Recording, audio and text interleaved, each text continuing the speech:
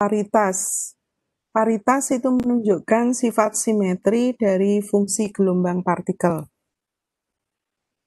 Jadi kalau kita memiliki fungsi gelombang yang tergantung pada R dan S, R itu adalah merupakan sumbu koordinat X, Y, Z, yang S ini adalah spin, maka apabila si RS ini dicerminkan atau saya gambarkan di sini ya, misalnya itu ini adalah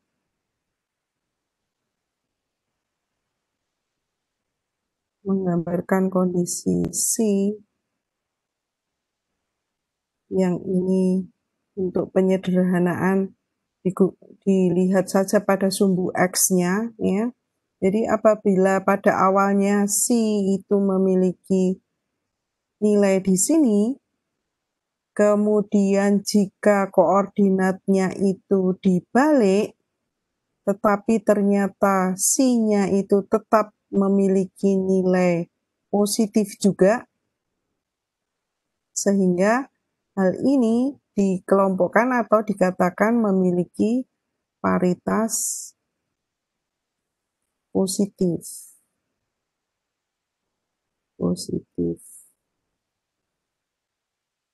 Atau dikenal juga memiliki paritas genap. Jadi berlaku untuk si RS sama dengan plus si, tapi ini minus R minus S. Jadi meskipun R dan S-nya itu memiliki nilai negatif, tetapi kalau C-nya itu tetap bernilai positif, dikatakan memiliki paritas positif atau paritas genap. Nah, sebaliknya, apabila dilakukan perubahan pada koordinat sehingga menyebabkan C-nya pun juga berubah menjadi di bagian ini, maka dikatakan memiliki paritas ganjil atau paritas negatif. Ya, atau paritas ganjil.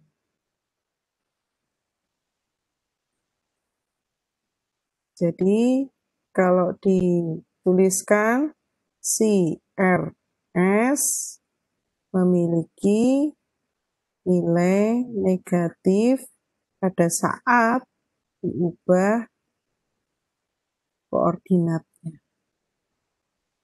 Ya.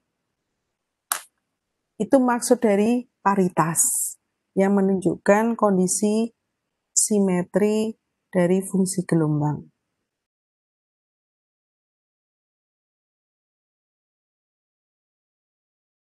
Ini adalah paritas positif yang tadi, yang ini adalah paritas negatif. Nah, kemudian paritas itu biasanya diberi lambang pi dengan persamaan pi sama dengan minus 1 pangkat L. Ingat bahwa L ini adalah bilangan kuantum momentum angular. Jadi L itu kan seperti sudah disampaikan waktu itu, bisa memiliki nilai 0, 1, 2, 3, 4, dan seterusnya. Ya. Nah, L menunjukkan subkulit atau subshell ya, dari kondisi yang ada di dalam inti atom. Jadi kalau L-nya sama dengan 0, ini memiliki orbit yang diberi nama S. Katanya dari istilah Sharp, ya, ini orbitnya. Kalau L-nya sama dengan 1, maka orbitnya disebut sebagai P. Jika L-nya sama dengan 2, disebut sebagai D. Jika L-nya sama dengan 3, maka disebut orbitnya adalah F. Kalau L-nya sama dengan 4, maka disebut sebagai G. Jika L-nya sama dengan 5, disebut sebagai H.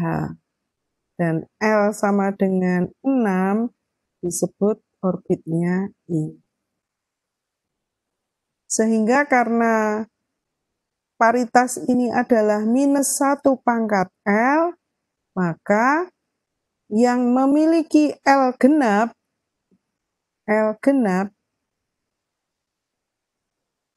akan menghasilkan P-nya bernilai positif.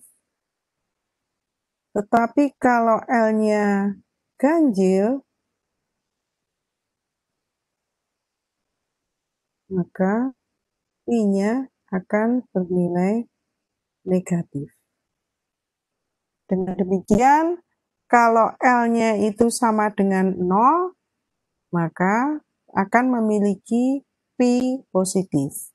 Tapi kalau L-nya sama dengan 1, 3, 5, itu akan memiliki P negatif.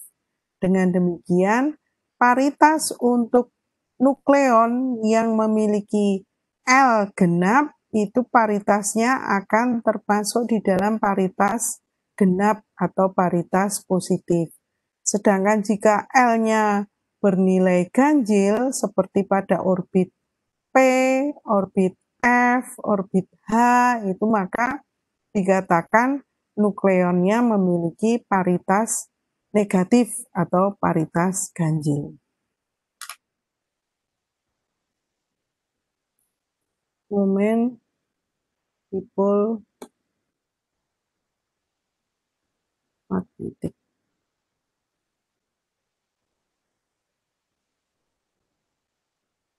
Semua partikel yang memiliki momentum anguler tidak sama dengan 0 akan memiliki momen magnetik. Partikel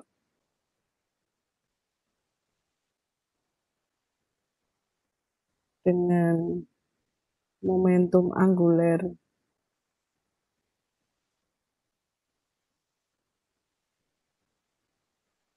tidak sama dengan 0, ini akan memiliki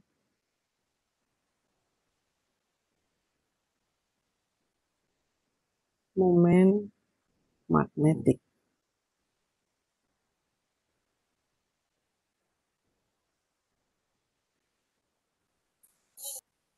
Jika ini adalah partikel yang paling mudah, sebut saja ini adalah elektronnya. Elektron yang memiliki muatan sebesar 1e, 1,6 kali 10 pangkat minus 19 kolom. Kemudian diketahui masanya, sebut saja sebagai ME. Kemudian memiliki kecepatan sebesar V. Ya. Terus ini adalah suatu titik dari elektron tersebut, ya, di mana ada sumbu Z-nya dengan jarak sebesar katakanlah R, ya, maka kita bisa menentukan momen dipol magnetiknya, ya, yaitu bahwa mu itu adalah besarnya arus dari partikel yang bermuatan tersebut dikalikan dengan luas lingkaran, luas dari lintasan yang dilalui oleh partikel tersebut. Ya, nah sekarang kita tahu bahwa I itu adalah muatan dibagi dengan waktu. Ya. Jadi kalau kita perhatikan di situ itu diketahui kecepatan, kemudian partikelnya melintasi suatu lingkaran, maka T di sini seharusnya sama dengan jarak yang ditempuh oleh partikel dibagi dengan kecepatannya. Jaraknya itu karena itu adalah lingkaran, maka merupakan keliling dari lingkaran 2πr dibagi dengan V. Ya, dengan demikian I di sini akan sama dengan muatan dari elektron adalah E 1,6 kali 10 pangkat minus 19 kolom dibagi dengan 2πr per V. Sehingga kita bisa mendapatkan momen dipol magnetiknya mu tadi sama dengan I dikalikan A, I-nya tadi adalah E dikalikan V per 2πr. A-nya apa? A-nya adalah luas dari lingkaran yaitu πr kuadrat. P-nya ini bisa dicoret, R-nya juga dicoret, maka kita akan mendapatkan hasil bahwa mu dari elektron itu adalah E dikalikan V dikalikan R dibagi dengan 2. Nah, sekarang kalau mu ini ya, baik pembilang maupun penyebutnya itu dikalikan dengan massa elektron ya, maka kita akan mendapatkan E V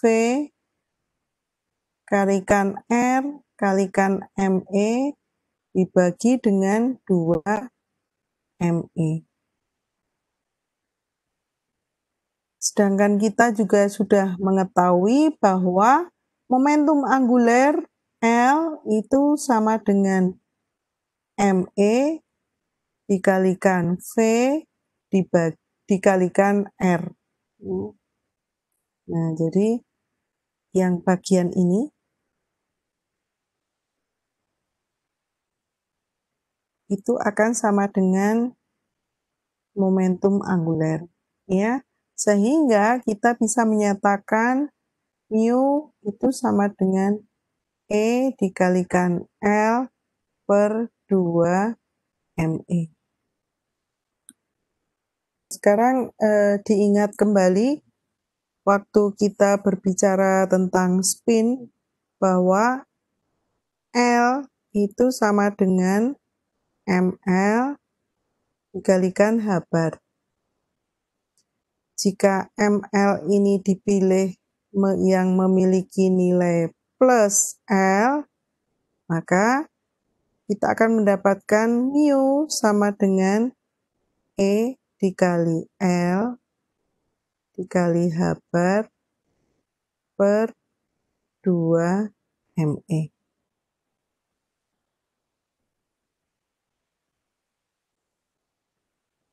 Kemudian ada suatu besaran di mana parameter tersebut itu tergantung pada muatan, tergantung pada konstanta Planck tereduksi, dan juga massa dari partikel ya, yang dikenal parameternya sebagai mu B, tergantung pada E, tergantung pada H bar, tergantung juga pada 2ME.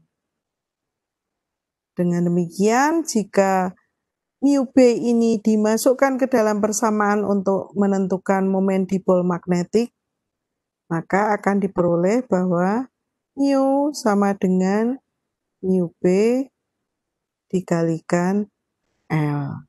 Ya. Mu B ini yang dikenal sebagai magneton Bohr. Magneton Bohr.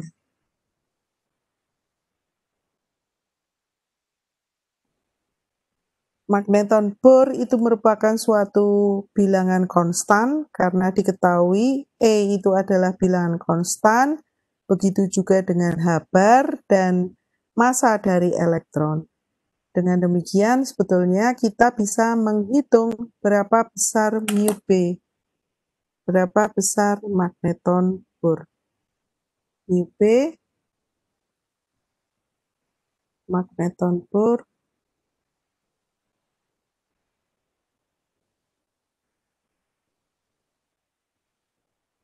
kalian bisa menghitung sendiri ya nanti. Mu B tadi adalah tergantung pada E, tergantung pada H bar, juga tergantung pada massa elektron. Jadi kalau masing-masing nilai itu dimasukkan, seharusnya kalian bisa menghitung 1,6 kali 10 pangkat minus 19 kolom dikalikan 6,63 kali 10 pangkat minus 34 joule detik dibagi dengan 2 kali 9,11 10 pangkat minus 31 kilogram ya. Nanti akan diperoleh nilainya itu sebesar 9,27 kali 10 pangkat minus 21 erg per Gauss. Atau kalau ingin digunakan satuan yang lebih kecil lagi angkanya untuk mengecilkan angkanya ya, untuk supaya sederhana menjadi 5,7884 kali 10 pangkat minus 5 elektron volt per Tesla.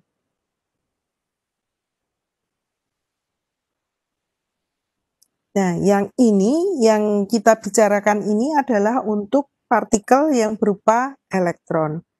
Nah, sekarang bagaimana dengan yang ada di dalam inti atom atau untuk nukleon yang terdapat di dalam nukleus? Nah, sekarang kita lihat ya. Karena di sini ada magneton Bohr, maka untuk inti atom itu bisa digunakan magneton nuklir ya, yang diberi lambang mu n, tapi n-nya huruf besar. Sebetulnya persamaannya adalah analog dengan magneton Bohr, hanya yang harus dikoreksi atau yang harus diganti itu adalah massa partikelnya. Jadi magneton nuklir itu juga sama dengan E dikalikan H bar dibagi dengan 2 kali massa proton. Nanti kalau akan dibuktikan, dihitung, besarnya adalah sama dengan 5,50 kali 10 pangkat minus 24 erg per Gauss, atau ini sama dengan 3,1525 kali 10 pangkat minus 8 elektron volt per Tesla. Dengan demikian, kita bisa mengambil kesimpulan bahwa magneton nuklir ternyata lebih kecil dibandingkan magneton Bohr.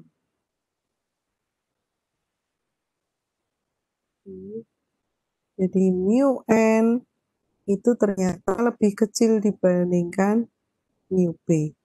Ya. Nah, mengapa sebetulnya kalau dicermati persamaan dari mu n dan mu b, tadi ada penyebutnya yang menunjukkan massa dari partikelnya. Nah, kita tahu bahwa massa partikel elektron itu lebih kecil, sekitar hampir 10.000 kalinya dari massa proton. Maka karena berbanding terbalik antara mu n, mu b terhadap massa partikelnya, maka di sini kita bisa mengetahui bahwa rasio dari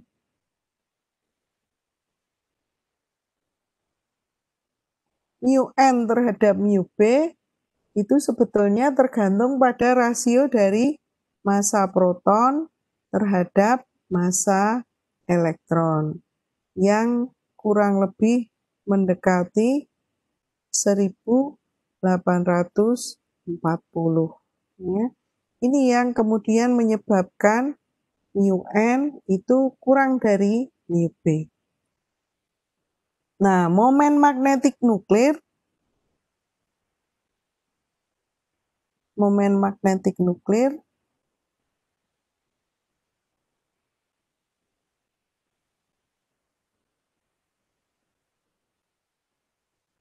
itu besarnya akan sama dengan suatu faktor koreksi, ya, GL dikalikan dengan mu n dikalikan dengan L-nya, ya, momentum anguler.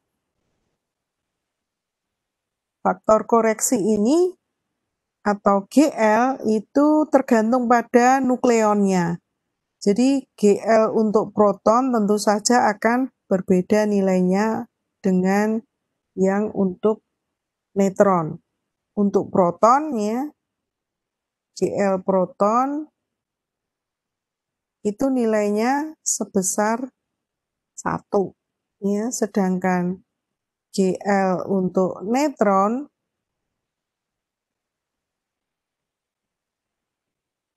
nilainya adalah 0.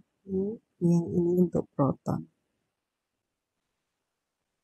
Mengapa nilainya 0? Nah, karena kita mengetahui bahwa neutron itu tidak bermuatan. Tidak bermuatan sehingga memiliki nilai GL atau faktor koreksinya sebesar 0.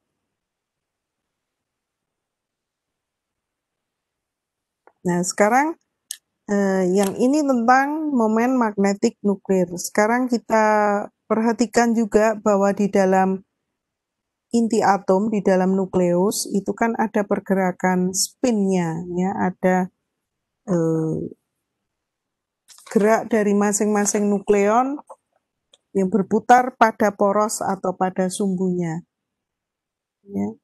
Jadi kalau digambarkan, misalnya ini adalah proton, kemudian yang ini adalah neutron, masing-masing memiliki pergerakan pada sumbunya.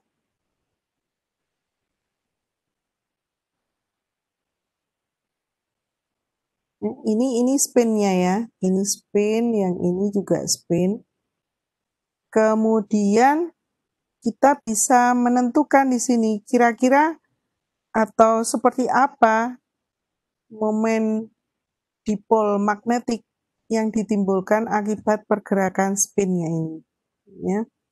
Nah, dari derivasi persamaan akan diketahui bahwa untuk yang proton, mu p, itu akan sama dengan faktor koreksi yaitu Gs, karena di sini adalah untuk spin, dikalikan mu n, magneton nuklir tadi, dikalikan S-nya. Yang untuk neutron itu ya sebut saja sebagai mu n sama dengan Gs juga dikalikan mu n dikalikan S. Nah, karena nilai S itu adalah setengah, ya, plus minus setengah, maka di sini bisa dinyatakan sebagai plus minus GS dikalikan mu N per 2. Begitu juga untuk yang mu N di sini akan sama dengan minus plus GS dikalikan mu N per 2. Nah, sekarang berapa nilai GS untuk proton dan berapa nilai GS untuk neutron? Apakah keduanya memiliki nilai yang sama? Ternyata tidak.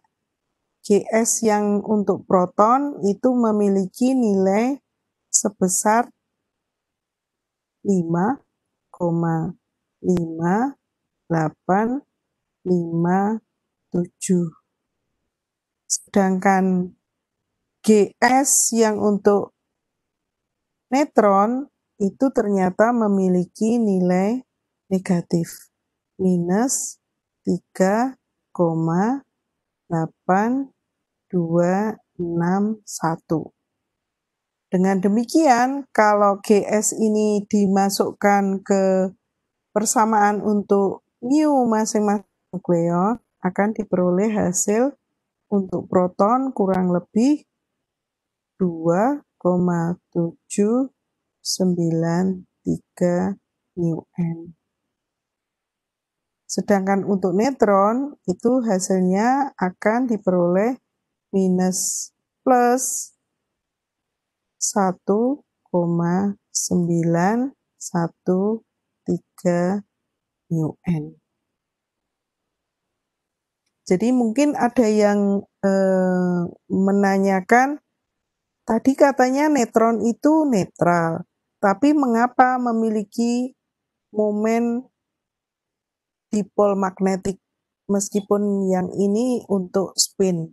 Ya, kalau kalian ingat penjelasan di awal tentang sifat-sifat inti atom, bahwa proton dan neutron itu bukan merupakan partikel fundamental atau bukan merupakan partikel elementer, karena di dalamnya masih ada quark, ya. Ada quark, di mana quark ini memiliki muatan, ya. Kalau untuk proton itu berarti up-nya ada 2, down-nya 1 untuk proton, sedangkan yang untuk neutron itu up-nya ada 1, down-nya ada 2, ya. Yang masing-masing kalau up itu memiliki muatan plus 2/3 sedangkan yang down itu memiliki muatan minus 1/3. Ya. Nah, ini yang kemudian menyebabkan munculnya momen dipol magnetik yang ditunjukkan pada persamaan ini, bahwa neutron ternyata untuk spinnya itu ada momen dipol magnetik.